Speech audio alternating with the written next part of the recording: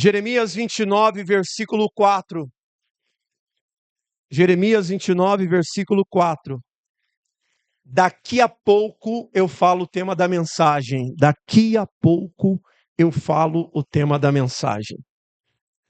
Assim diz o Senhor dos Exércitos, o Deus de Israel, aos exilados que deportei de Jerusalém para a Babilônia. Jeremias 29, 4. Assim diz o Senhor dos Exércitos, a todos os exilados que eu deportei de Jerusalém para a Babilônia: construam casas e morem nela, plantem pomares e comam seu fruto, casem e tenham filhos e filha, e escolham esposa para os seus filhos, e deem suas filhas em casamento, para que tenham filhos e filhas. Aumentem o número, não diminua aí na Babilônia. Versículo 7. Procure a paz da cidade. Procure a paz da cidade. Para onde deportei? Orem por ela ao Senhor. Porque a sua paz, olha só, igreja, porque a sua paz vocês terão paz. Versículo 8. Assim diz o Senhor dos Exércitos, Deus de Israel: não deixe se enganar pelos profetas e adivinhos que vivem no meio de vocês. Não dê ouvido aos sonhadores, que sempre sonham segundo o desejo de vocês. Versículo 9. Porque profetizam falsamente em meu nome. Eu não enviei, diz o Senhor. Versículo 10. Assim diz o Senhor: logo que cumprirei para a Babilônia 70 anos, e atentarei para vocês e cumprirei a promessa que fiz, trazendo de volta a este lugar. Versículo 11. Eu sei o pensamento que tenho a respeito de vocês, diz o Senhor. Pensamentos de paz e não de mal, para vos dar um futuro e uma esperança. Versículo 12. E vocês me invocarão, e se aproximarão de mim em oração, e eu os ouvirei. Versículo 13. Vocês buscarão e me acharão quando me buscar de todo o coração, e serei achado de vocês, diz o Senhor, e farei com que mude a sorte de vocês.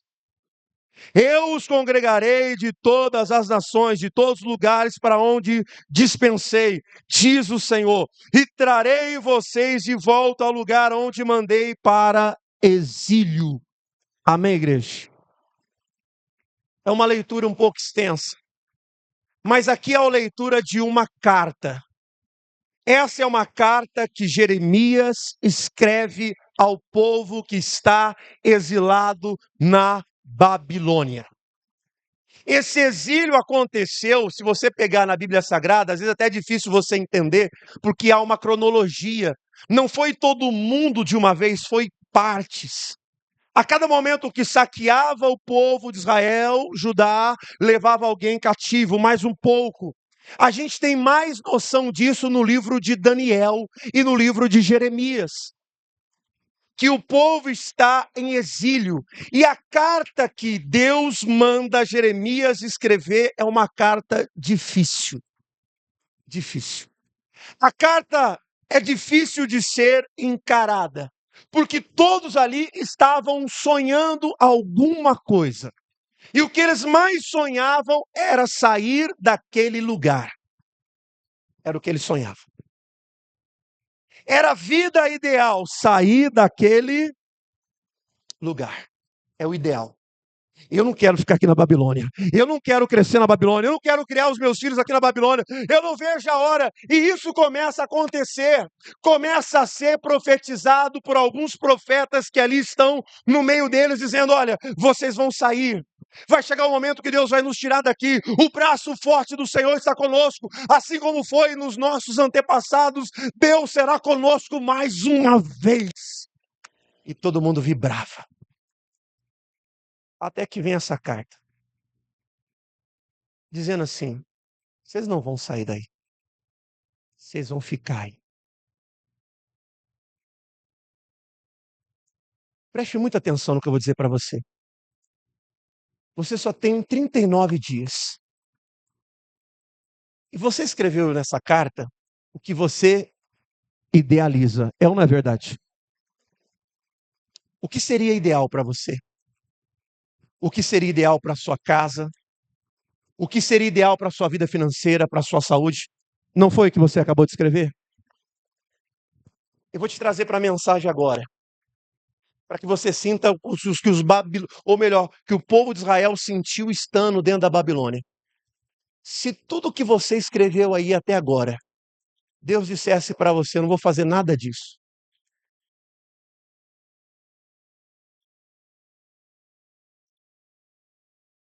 Deus dissesse para você aqui hoje, tudo que você escreveu aí, eu não vou fazer, não vou fazer nada. Essa vida ideal que você sonha, eu não vou fazer. Como é que você se sentiu já agora? Está dando para você sentir o que eles estavam sentindo na Babilônia? Está conseguindo sentir? Eu não vou fazer nada disso. Mas Senhor, profetizaram, disseram, falaram. Mas eu não vou fazer nada disso. Esse é o projeto que você tem para esses 39 dias. Seu projeto. É o que você sonha. É o que você idealiza daqui para o final. E Deus está dizendo para você, não vou fazer nada disso. Imagina o coração daquele povo. Todo mundo esperando que a carta de Jeremias chegou, a carta do profeta chegou. E o Jeremias, sabe onde ele estava? Ele foi arrastado lá para o Egito. E aí ele manda uma carta. E todo mundo naquela expectativa. Não, Jeremias é o Jeremias. Deus fala com ele. Vamos ouvir essa carta. E aí eles pegam essa carta, essa exortação, essa palavra, chamando eles para uma realidade. O tema da nossa mensagem dessa manhã é o ideal e o real. Tudo que você escreveu até agora é a vida ideal que você quer viver. A vida ideal é essa. Precisa terminar o ano dessa forma. Não te alegra terminar o ano assim? O que você escreveu? Não te alegra, não te deixa mais motivado, não faz você glorificar a Deus, não faz você exaltar a Deus. Então esse é o seu ideal.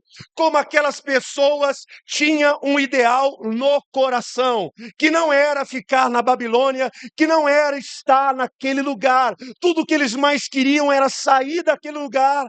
Eles idealizaram, começaram a sonhar e de repente parece que Deus vem e joga um balde de água fria. Parece que eu joguei um balde de água fria. De tudo que você acabou de escrever agora, né? É como se Deus estivesse dizendo assim, filhos, sai desse mundo que você acha que é ideal, vem para o mundo real. A gente pode aqui fazer uma coisa hoje.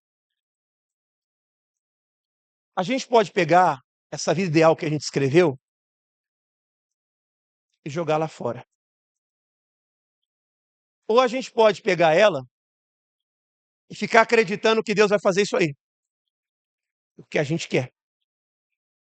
Como se a gente dissesse assim, eu sou o autor, eu sou o escritor, eu sou o protagonista. A gente pode fazer isso agora. A gente pode jogar fora a vida ideal que nós planejamos aqui para esses 39 dias, ou a gente pode dizer, Senhor, eu quero viver a realidade. A realidade, porque eu fiquei muito pensando, irmão, nessa mensagem. Essa exortação, uma chamada para uma realidade. Você tem noção que pessoas não iriam voltar para Jerusalém? Você tem noção de que pessoas iriam morrer dentro da Babilônia? Não vão voltar. A idade que você já está, você não vai voltar para a Babilônia. Você vai morrer na Babilônia. Você vai continuar vivendo toda a sua vida na... Você tem noção disso? Eu vou te perguntar, você está preparado para encarar a sua realidade? Ou ainda você quer essa vida ideal que você colocou aí? Porque todos nós temos uma vida ideal. A nossa maior dificuldade na vida cristã, onde é que o diabo está nos derrubando? Nós criamos uma vida ideal. Porque, irmãos, hoje nós assistimos a vida de todo mundo. A gente consegue saber o que o outro está fazendo, o que o outro tem, o que o outro comprou, o que o outro conquistou. E aí a gente começa a pegar frações da vida de todo mundo para criar a nossa vida ideal e dizemos: Deus, é isso que eu quero. Eu quero um marido ideal. O marido ideal, ele é parecido meio com o Rodrigo Hilbert. Já viu o Rodrigo Hilbert? Alguém já viu ele ou não? Sabe quem é que eu estou falando? Não? Coloca aí, Júnior, no telão. Coloca o Rodrigo Hilbert aí. Um cara loiro, de olho azul, sabe cozinhar. Ó, sabe cozinhar, sabe fazer comida. Marido é esse, sabe fazer comida, sabe, né? Malhado, sarado, não é? Um marido ideal. Chegar lá assim, ó, chega lá o marido diz assim, ó, se chega do trabalho cansado, o marido fala assim, ó, tá pronto. Chega lá o marido faz aquela massagem. O marido ideal é esse. E a gente fica idealizando essa pessoa ideal na nossa vida, esse marido ideal, parecido com o Rodrigo Hilbert, que faz tudo isso.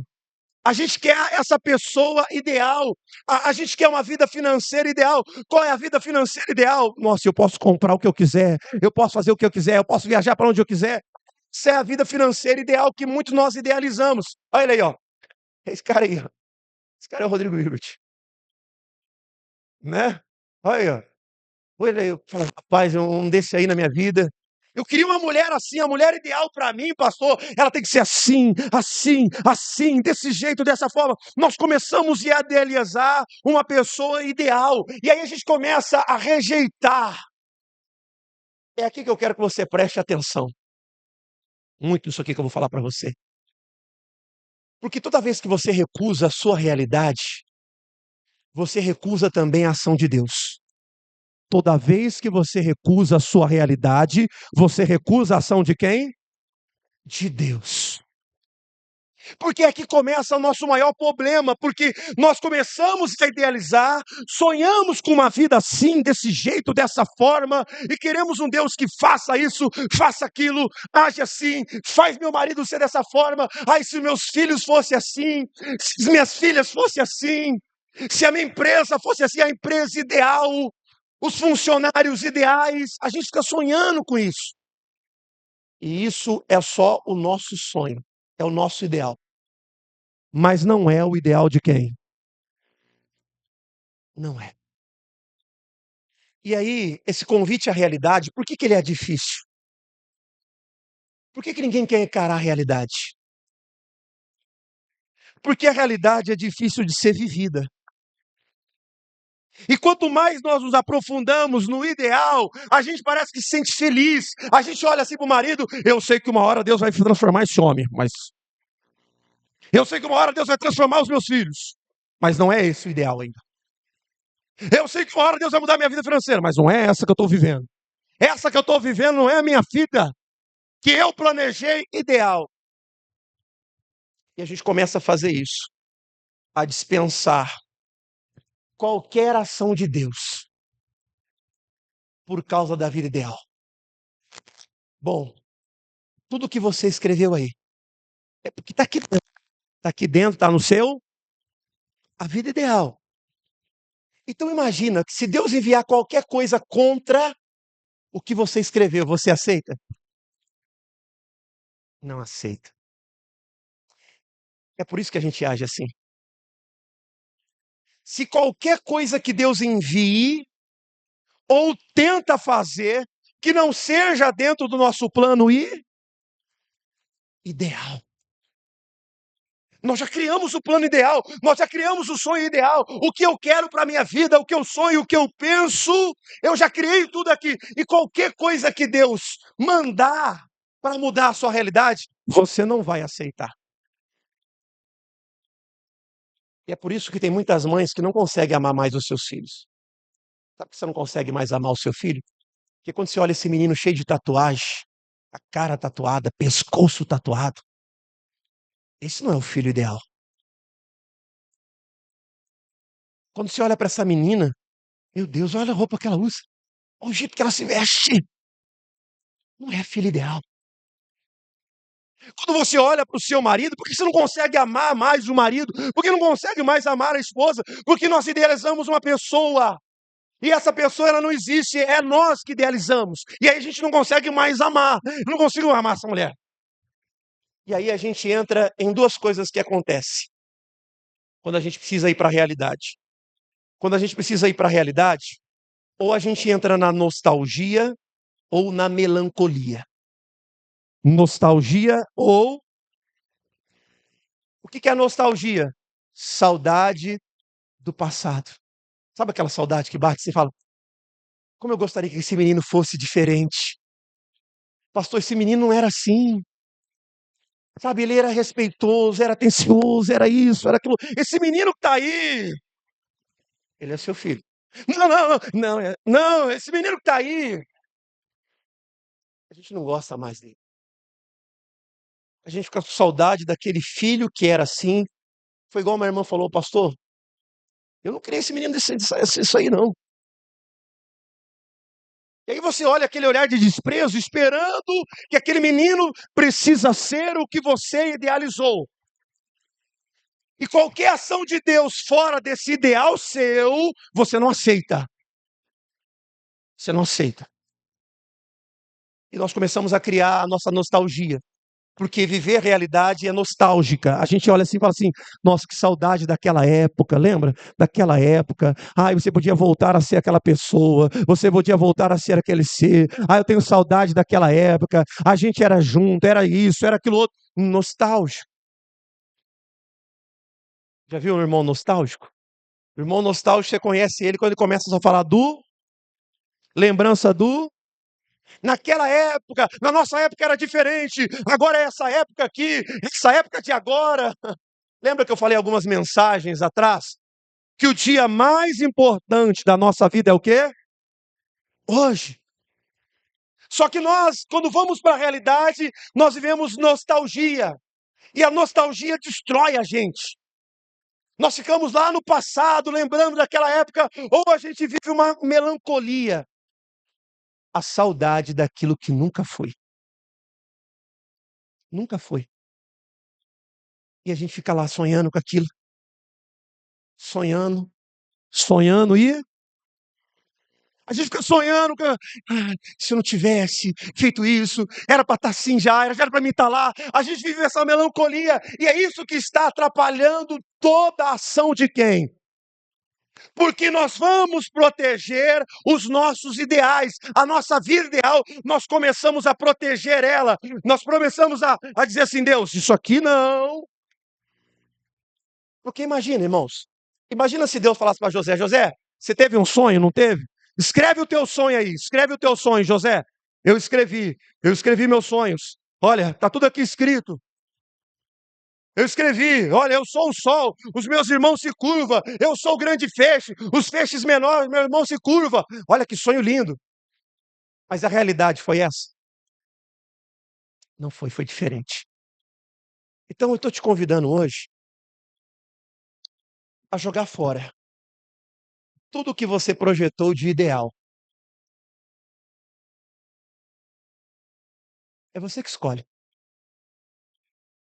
Eu pedi para eles colocar um tambor de lixo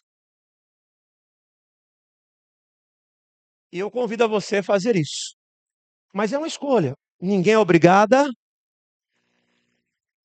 É a vida que você idealizou. Porque eu vou te apresentar uma outra aqui. Essa é que você idealizou.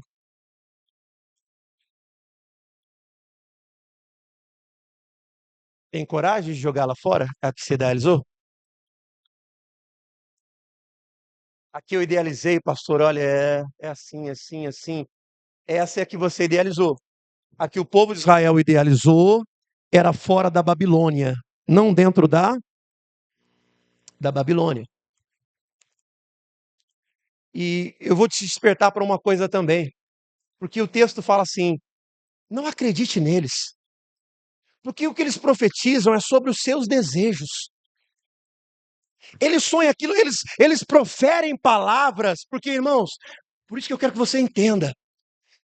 O diabo vai fazer de tudo para você se afastar de pessoas que têm Deus na vida. E vai te colocar perto de pessoas, o diabo vai colocar você perto de pessoas que falam coisas que têm a ver com o seu ideal. E você vai, ó, ai, profetizaram isso na minha vida. Falaram isso na minha vida. Tem a ver com o seu ideal? Tem. Tem a ver com o que você sonhou? Tem. Tem a ver com o que você projetou? Tem. Tem a ver com aquilo que você quer? Então o diabo ele faz isso. Onde é que as pessoas estão sendo enganadas por falsos profetas, falsos ensinadores?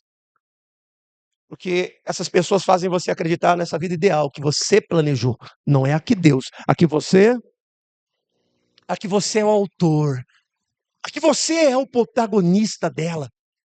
Eu sou protagonista, tem que ser protagonista da sua vida. Se ouve muito essa frase nos dias de hoje, seja protagonista da sua, não seja coadjuvante. Eu estou te convidando a jogar fora essa vida ideal que você está achando que ela é o máximo e ela não é. Ele vai passar com o cesto e você decide. Você decide. Pastor, é minha vida ideal. Você decide. Eu não vim para viver uma vida ideal. Então o senhor está dizendo para mim que eu tenho que desistir da vida? Não, não, não. Eu não disse em nenhum momento para você desistir da vida. Eu disse para você desistir de um ideal. De uma vida ideal que você idealizou. Não é desistir da vida. Você vai ter uma vida real a partir de agora. Amém, igreja? É uma vida real que Deus está propondo para nós. Não é desistir da vida, não é desistir de um casamento, não é desistir de um filho, de um marido, é desistir desse ideal que nós criamos para nossa casa, para nossa vida. Agora viver a vida de Deus. Agora é ter coragem de encarar a vida real. A vida real é ter coragem.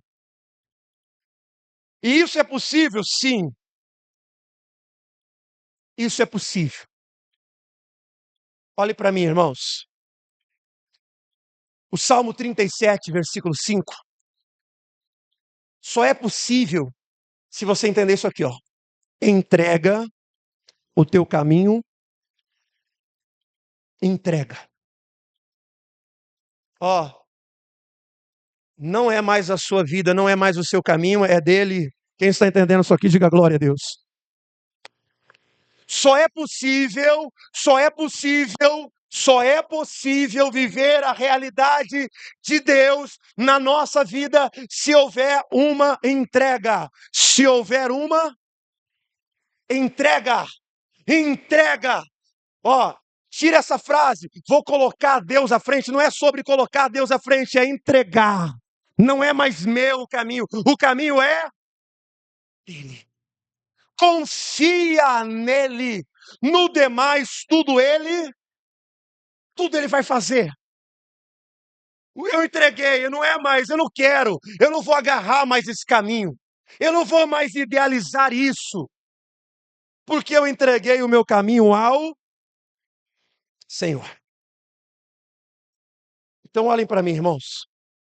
Deus está te chamando para viver uma realidade. Deus ele não muda ideais, Deus ele muda a realidade. Quem está entendendo isso aqui, diga glória a Deus. Deus ele muda a realidade. Olha para o irmão que está do seu lado, diga assim para ele: se prepara, porque Deus vai mudar a sua realidade. Não é uma vida ideal, não é o ideal que eu tenho na minha cabeça, Mas a realidade que eu estou vivendo hoje, a realidade não é essa que você vive. Pastor, a minha casa, o meu filho é assim, a minha família é assim, essa é a sua realidade. E eu sei o quanto é difícil, porque eu já também, em muitas fases da minha vida, eu quis viver a vida ideal. Ser o pastor ideal, ter a congregação ideal, ter o povo ideal. Mas isso não existe. Agora, o que era a realidade? Eu não sei se você percebeu que a carta que Jeremias escreve, ela carrega 4 verbos. Volta para o livro de Jeremias.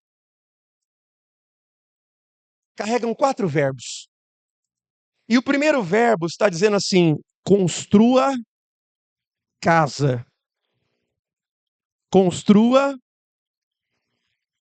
O segundo verbo do texto está dizendo assim: plantem, plantar, construir e plantar.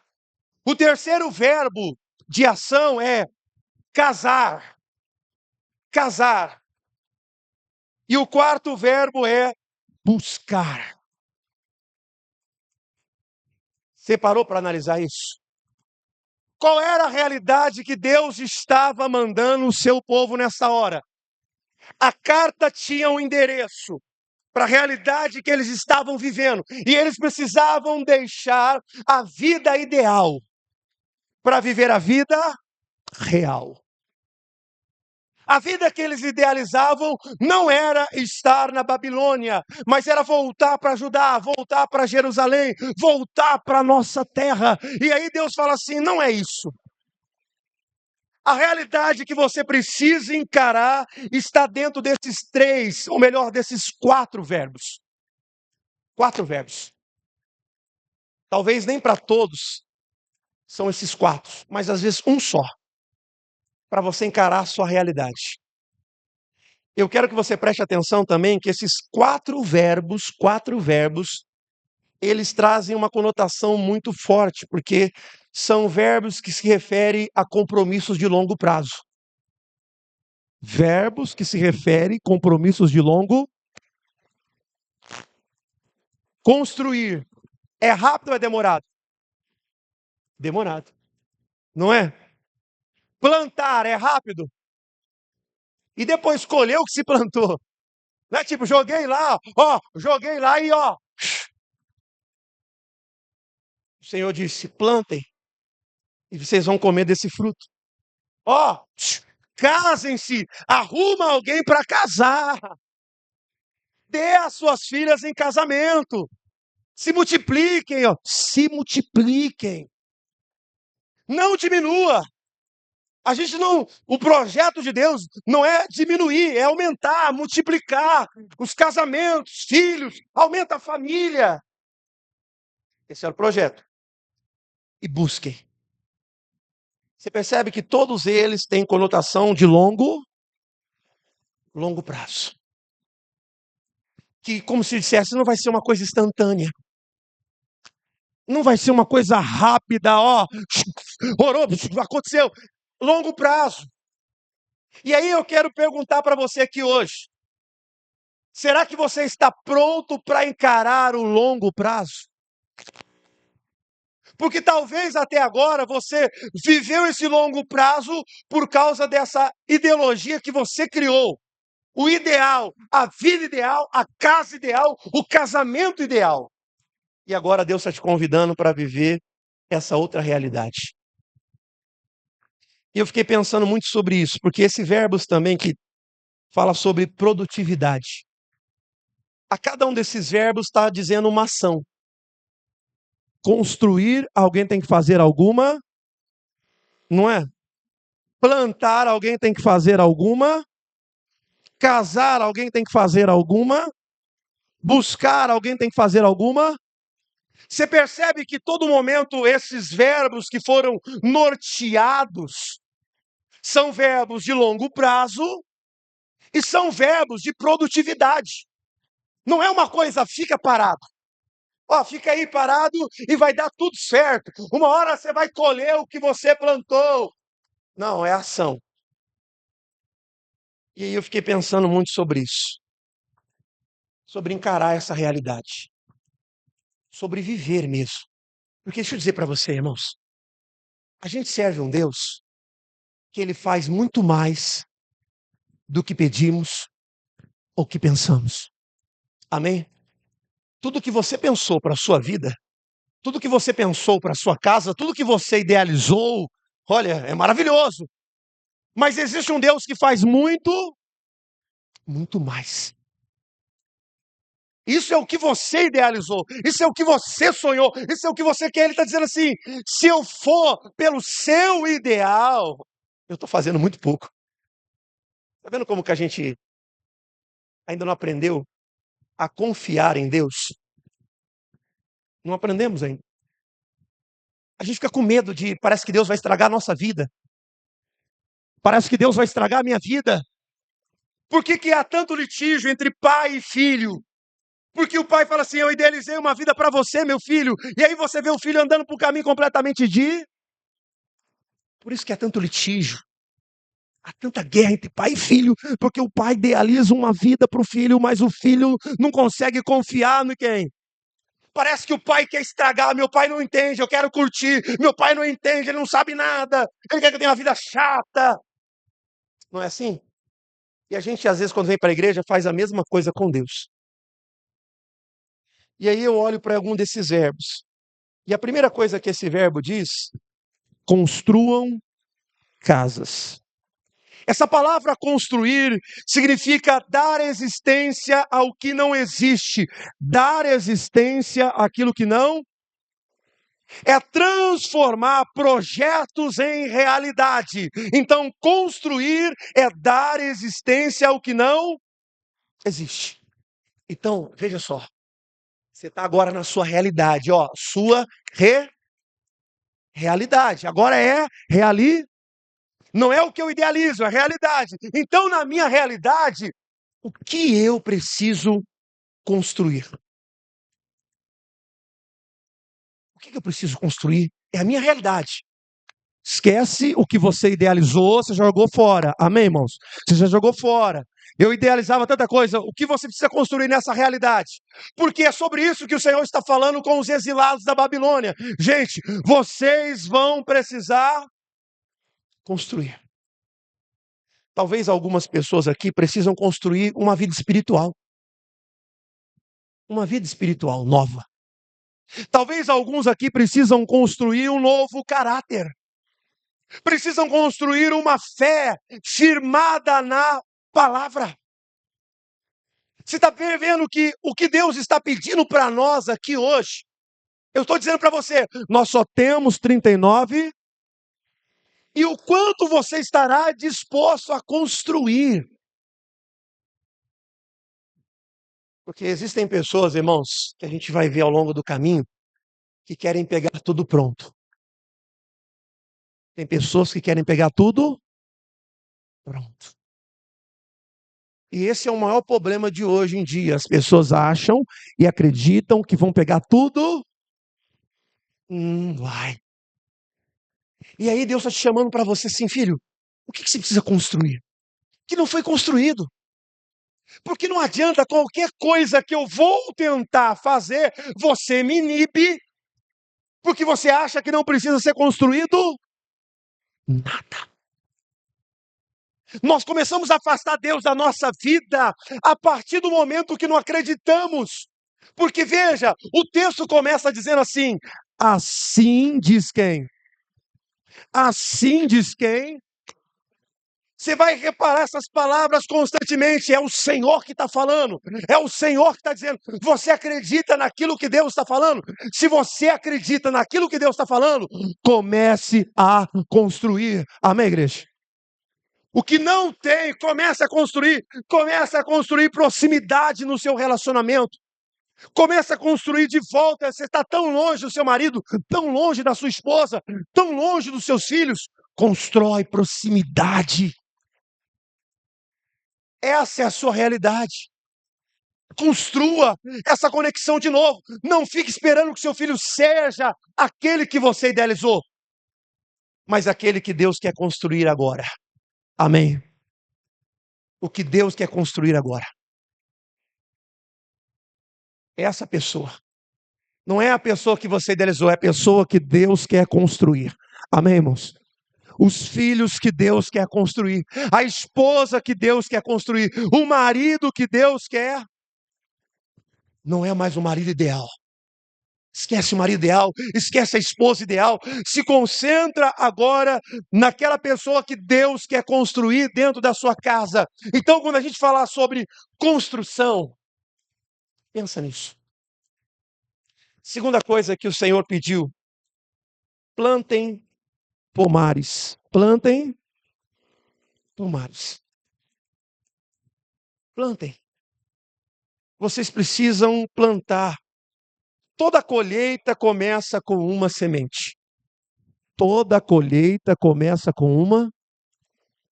Toda colheita começa com uma. O que você semeou essa semana? Na sua casa. No seu casamento. O que você plantou? Realidade. Pastor, eu não plantei nada. E na outra?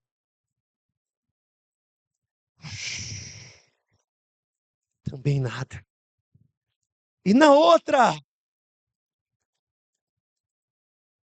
Também nada. E aí, como é que eu posso esperar que eu vou colher alguma? Se toda colheita começa com uma só. Uma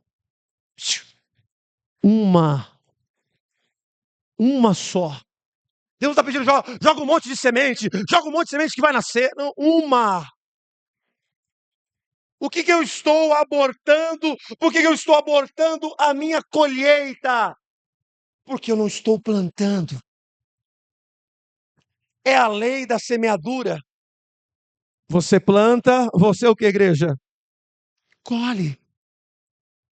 O que você está semeando dentro da sua casa? O que você está semeando na sua empresa? O que você está semeando com as suas palavras?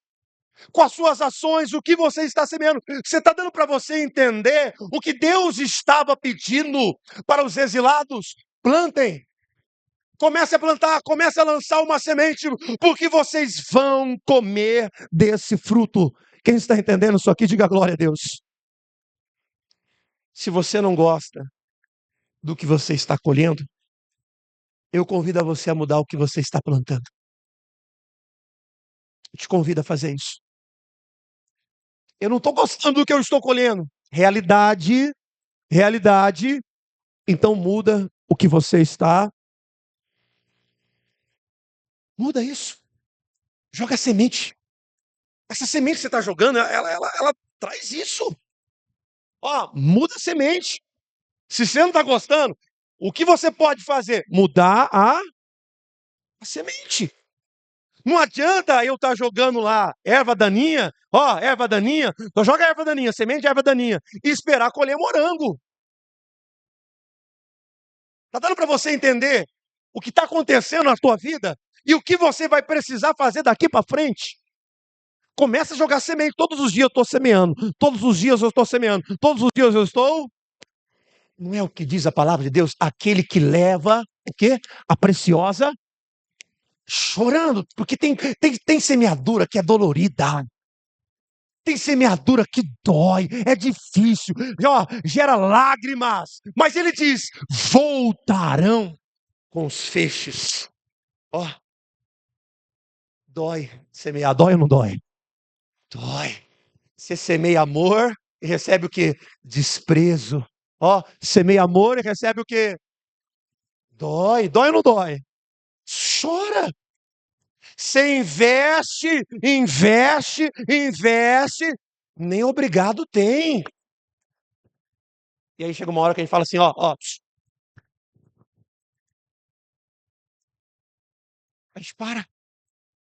a gente para de semear, e Deus não mandou a gente parar de semear. Quem está entendendo isso aqui, diga glória a Deus. Então leva a preciosa semente, mesmo chorando, mesmo sendo difícil, porque tem hora que vai ser assim, irmão. A minha trajetória, a sua trajetória é dentro disso, porque isso é uma realidade. É uma realidade. Não fuja mais disso. Continue semeando na tua casa, porque você vai voltar com seus feixes cheios. Quem está entendendo isso aqui, diga glória a Deus. Isso é realidade, a realidade das Escrituras. Essa é a realidade das Escrituras. E aí ele diz assim, ó, casem-se. Como é que é? Casar na Babilônia. Quem está pensando em casar na Babilônia? Casar numa altura dessa? O casamento, o casamento é a primeira instituição criada por Deus. Casamento é a primeira instituição criada por quem? Por Deus. A união. O casamento é um lugar de vínculos verdadeiros. Casamento é um lugar de vínculos o quê? Verdadeiros. Casamentos que dão certo têm vínculos o quê? Verdadeiro. É uma união inviolável. O que Deus uniu, o homem não separa. O casamento é um lugar de renúncia mútua. Nós dois tem que renunciar, não é um renuncia, os dois renunciam. Uma renúncia mútua. Isso é o quê? Casamento. Isso é o casamento. E muitas vezes, algumas pessoas ainda não conseguiu compreender isso. O que é de fato um casamento? O que é de fato um casamento? Despejar amor, derramar amor, diário, porções diárias, palavras diárias, atitudes diárias. Porque enquanto a gente não entender o que é o casamento, essa instituição criada por Deus, a gente não vai conseguir. E é por isso que o Senhor pede para casar, porque no casamento é onde a gente é completamente moldado. O lugarzinho que molda a gente é o casamento. Não é? Por isso que a pessoa fala assim, eu casar, eu não vou casar não. Porque o lugar é difícil. O lugar é, não é assim? Uma vez eu falei para um amigo, falou, rapaz, você não vai casar não? Ah, pastor, as mulheres de hoje em dia é tudo difícil, pastor. Essa é complicada demais. Eu falei, os homens não é, né? Não é? Então, casamento, o Senhor está dizendo para eles, vocês precisam casar. Porque é dentro do casamento que nós aprendemos a agir de maneira mútua. No casamento é onde nós aprendemos de verdade a abrir mão. No casamento é o lugar onde a gente consegue vencer o nosso egoísmo crônico instalado em nós. Nós temos esse egoísmo crônico instalado em nós por causa da nossa natureza caída. Mas ali dentro, para sobreviver um casamento, é preciso abrir mão. É no casamento onde a gente aprende a abrir mão desse narcisismo que há dentro de nós. Essa palavra narcisismo, ela nasce dentro de um contexto de um homem chamado Narciso, que ele olha para a água e reflete a própria imagem. E ele se apaixona pela sua própria, de tão belo que ele é. Então, quando você ouve esse termo, o fulano é narcisista, vem de Narci, de um homem que se olhava, se contemplava a si e que se apaixona por si. Então, o casamento é um lugar que a gente não vai se apaixonar por si mesmo, que a gente se apaixona pela outra pessoa. Amém? É pela outra pessoa. Consegue entender isso? Quem está entendendo isso aqui, diga glória a Deus. É por isso que ele está dizendo, casem-se. Casem-se. Eu estava falando uma vez com um pastor, disse assim, gente, quem é mais antigo e muito mais antigo ainda, lembra que os casamentos eram arranjados. Era assim ou não era? E dava muito certo. E por que dava certo o casamento arranjado? Porque os dois entravam dentro do casamento pensando assim: nossa, esse cara é um estranho, ela é uma estranha. Mas vamos nos conhecer, vamos fazer o melhor um com o outro. A gente já está casado, a gente não tem mais como. Essa é a nossa realidade, a gente já está casado. A gente pode ficar se matando aqui, brigando o tempo inteiro, se odiando, chutando um ao outro, ou a gente pode fazer dar certo. E aí, algum tempo, o pessoal fala assim: não, esse negócio de casamento arranjado não dá certo. Entendo, hoje as pessoas escolhe errado.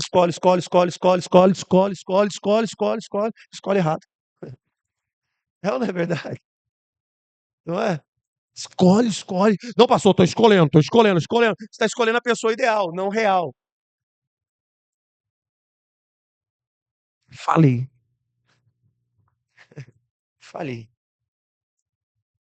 A ideal, não a real. E aí Deus está falando assim: casem-se. Casem-se. Irmão, casa. Ficar esperando até quando? Irmã, casa. É hora de você tomar essa decisão. Eu vou casar. Eu não estou dizendo assim que você tem que sair daqui arrumando qualquer um, não. Não é sobre isso, não. Mas é entender a fase e o momento da sua vida. Amém, igreja? E eu termino a mensagem. Ele diz assim agora: orem, orem. No versículo 7, 29, 7. Orem por este lugar. Orem por esse lugar. Busca por esse lugar. Orar pela Babilônia. Você consegue orar pela Babilônia? Fica imaginando isso. Orar por quem está me oprimindo. Orar por quem está me oprimindo. Orar por um lugar que eu não gostaria de estar. Você está entendendo como isso aqui implica muito na vida espiritual nossa hoje? Porque nós acreditamos que a oração ela deve ser feita em alguns ambientes. Ambientes que eu gosto, são legais, que me apoiam. Ambientes da qual a gente acredita nisso. Que todo mundo incentiva, na minha casa todo mundo incentiva. A gente acredita, mas Deus está mandando eles olhar em um ambiente que não os favorece, dizendo assim: a prosperidade de vocês está condicionada à oração. Prosperidade condicionada a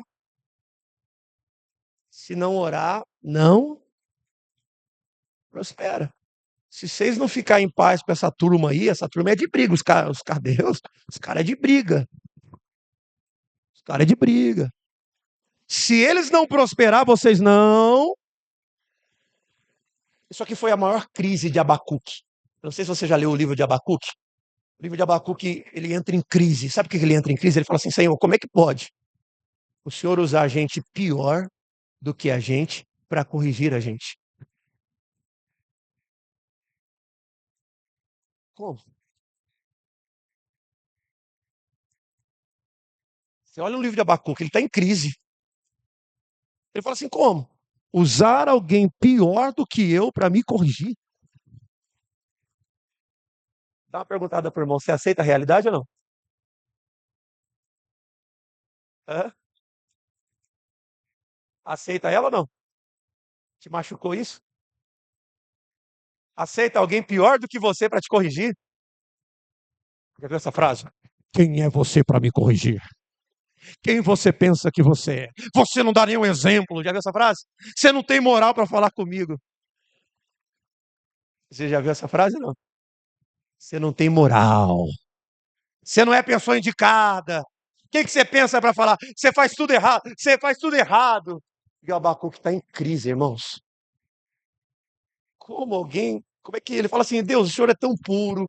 O senhor é tão isso. Como é que o Senhor permite isso acontecer?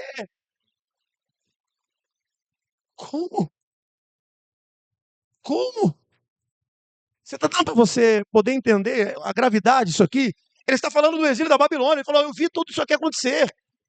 Apesar dos 3 profetas que passaram dentro da Babilônia, que sofreram, foi Jeremias, foi Daniel e Ezequiel. O Abacuque chega no contexto antes. O Abacuque estava vendo de longe acontecer tudo isso. O Abacuque está vendo assim, peraí, como é que a gente vai perecer na mão de quem não tem nada? E aí, o mais interessante ainda, Deus não fala nada. Ele ora e ora. Aí ele chega assim, ele fala assim, ó. Ele fala assim no capítulo 2: eu vou subir a torre de vigília. Vou orar até que o Senhor me responda. Amém, igreja? Ele não foi murmurar. Ele foi... Por que isso? Hã? Por quê? Eu sei que muitos aqui não aceitariam isso. A forma que Deus tem, os instrumentos que Deus usa, a forma que Deus usa para tratar algumas situações, para nós é loucura, parece que não fazia sentido nenhum, mas tudo está dentro do controle de quem? Tudo. Nada do que estava acontecendo da Babilônia fugiu do controle e da soberania de quem? Nada. E aí o Abacuque, chega uma hora que ele está na torre de oração, aí ele fala assim, ainda que a figueira não floresça, que não haja fruto na vide, e que o fruto da oliveira mingue, mas todavia eu me alegrarei em ti, o Deus da minha salvação, que me faz os meus pés como da corça, que me faz andar em lugares altos. Abacuque começa a entender o propósito de Deus, que muitas e muitas e muitas e muitas vezes acontece isso na nossa vida, que nós vamos precisar orar por quem nos persegue. Amém, igreja? E às vezes até nós vamos ser repreendidos em alguma circunstância da minha vida e da sua vida por gente que não é melhor, que é pior do que a gente. Você fala, meu Deus do céu, que cajadada espiritual foi essa desse ímpio aí? Não é? Que cajadada desse ímpio. Eu me lembro o dia de um irmão nosso da nossa igreja, a gente estava indo para uma vigília, e aí o irmão não chegava nunca. O irmão não chegava nunca na vigília, eu falei, olhei, falei, cadê o irmão? Tal, tal, tal, o carro cheio, né, tal. Falou, pastor, eu fui parado num comando. Fui parado no comando. E meu documento está atrasado. E aí, quando o policial viu a Bíblia bem no painel. Sou crente. Você é da igreja? Sou policial, sou da igreja. Tá indo para onde? Estou indo para a igreja, a gente está indo para a vigília, tal, tal, tal. Seu documento está atrasado. E aí o policial olha para ele, para o obreiro, e diz assim, como é que pode, né? Você serve a Deus, está com Deus, mas com o documento tudo errado. Só que a Bíblia fala que Deus veio para cumprir a lei. Ele falou, pastor, você acredita que o cara deu uma cajadada em mim? O cara deu uma... Acredito. Ele usa quem ele quer. Quem ele quer. Ele não usou uma mula para falar com um profeta? Usou ou não usou? Ele usa quem ele quer. Está no controle dele todas as coisas. É nós que ainda não entendemos isso. Ele usa quem ele quiser. Para que a gente possa ir para o caminho certo. E quando eles começaram a entender isso, e começaram a orar na Babilônia, o Senhor Deus disse, eis que os pensamentos que tenho sobre vós, pensamentos de paz e não, passareis a orar a mim, e eu vos ouvirei, buscar-me-eis e me achareis, quando me buscar de todo o vosso, e serei achado de vós, diz quem? E farei mudar a vossa sorte. Eu sou ainda aquele que muda qualquer circunstância. Amém, igreja? E Ele é capaz de mudar. Se você decidir viver a realidade do que o Senhor está projetando para você, Ele muda. Porque Ele não perdeu o controle. Ele ainda continua sendo o autor e o protagonista. Ele escreveu todo o roteiro. Ele sabe como termina.